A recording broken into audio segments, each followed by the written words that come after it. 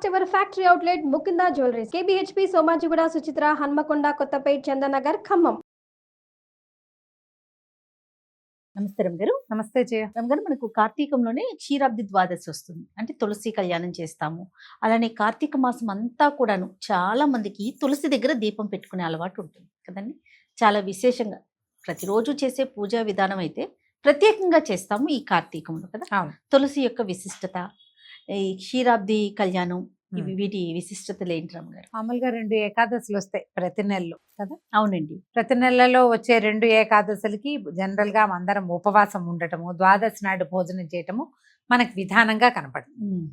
అయితే ఆషాఢ శుద్ధ ఏకాదశి నాడు దేవసేని ఏకాదశి అని చెప్పబడుతుంది. తొలేకాదశి అంటాం. అవును. అప్పుడు విశేషంగా సేవిస్తాం. విష్ణుమూర్తి ఆ రోజున నిద్రలోకి వెళ్తారని, ఆయన యోగ నిద్రలో ఉంటాడని ఆ రోజు నుంచి మొదలుపెట్టి 4 నెలల పాటు చాతుర్మాస్య దీక్షగా చేస్తారు. 4 నెలలు నడుస్తుంది. ఈ 4 నెలల్లో మన ఆ 4వ నెల చివరి భాగం ఇదనమాట, కార్తీకంలోని ఏకాదశి. దీన్ని ఉత్థాన ఏకాదశి అంటారు. భగవంతుడు నిద్రలేచే ఏకాదశి. ఈ ఏకాదశి నాడు స్వామివారు నిద్రలేస్తారు. ద్వాదశి నాడు ప్రజలందరికీ దర్శనమిస్తాడు ఆయన. అయితే ఈ రోజున తులసి ధాత్రి కళ్యాణం అని విశేషంగా చేస్తారు.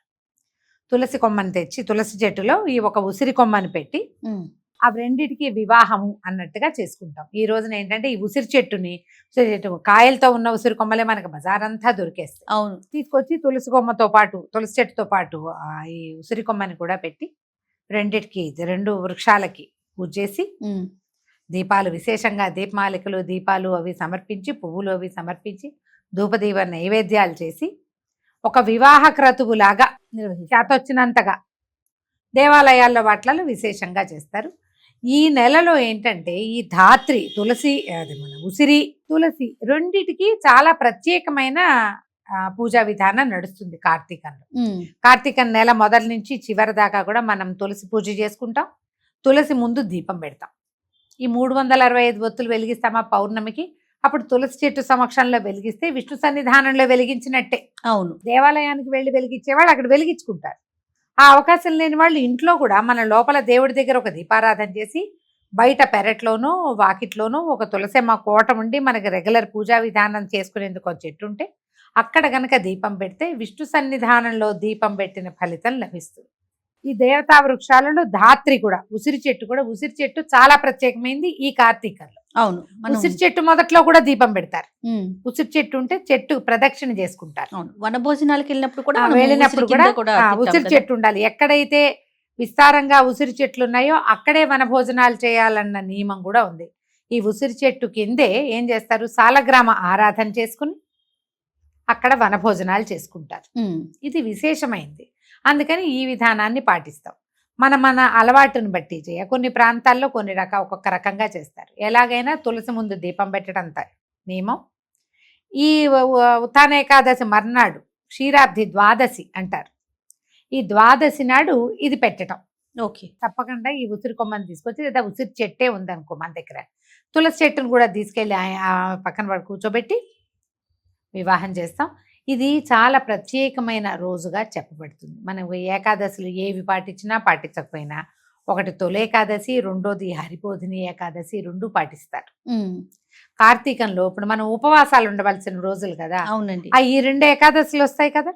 ఈ 2 ఏకాదశులు విశేషంగా ఇప్పుడు కనుక మనం ఉపవాసం ఉండి ద్వాదశి నాడు పారణ చేస్తే అత్యద్భుతమైన ఫలితం లభిస్తుంది అంటారు. కార్తీకంలో మనం పురాణం కూడా వింటాం. ఈ వినేటప్పుడు ఈ ఏకాదశి కథ మహాత్యము అదంతా కూడా మనకి పురాణ గాథల్లో కనిపిస్తుంది.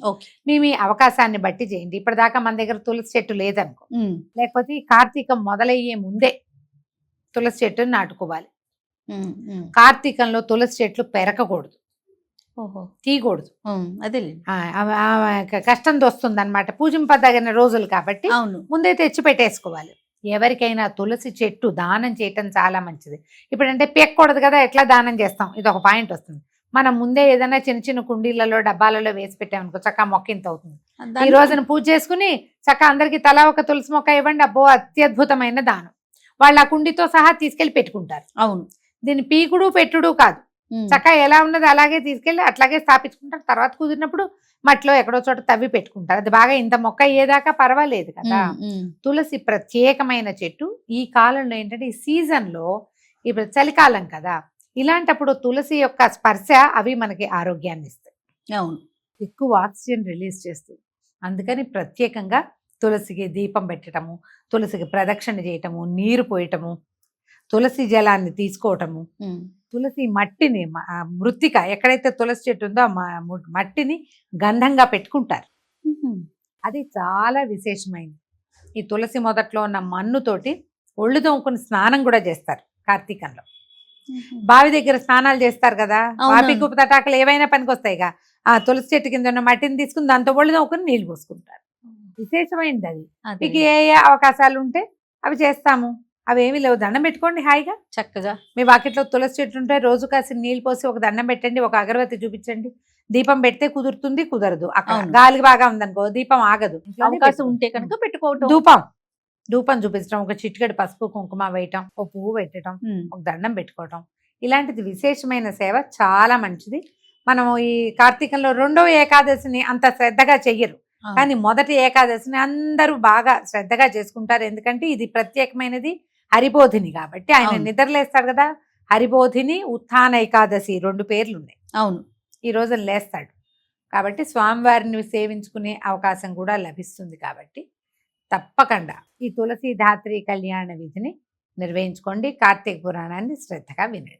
అలానే ఇప్పుడు 365 ఒత్తులు కూడా కొంతమంది తులసి ముందే వెలిగించుకుంటారు. అవునవును, దేవుడి ముందు కొంతమంది తులసి ముందు, లేదా ఆలయాలకు వెళ్ళి కూడా చేస్తారు. మన అవకాశాన్ని బట్టి, సమయాన్ని బట్టి, అలవాటుని బట్టి, అవకాశాన్ని బట్టి మనం ఇంట్లో, వాకిట్లో, లేదా దేవాలయంలో ఎక్కడ కావాలంటే అక్కడ, నదీ తీరాలకు వెళ్ళి వెలిగించుకునే వాళ్ళు కూడా కనపడతారు. మన అవకాశాన్ని బట్టి చేసుకోవచ్చు, ఎట్లా కావాలంటే అట్లా. తప్పకుండా. నమస్తే. నమస్తే.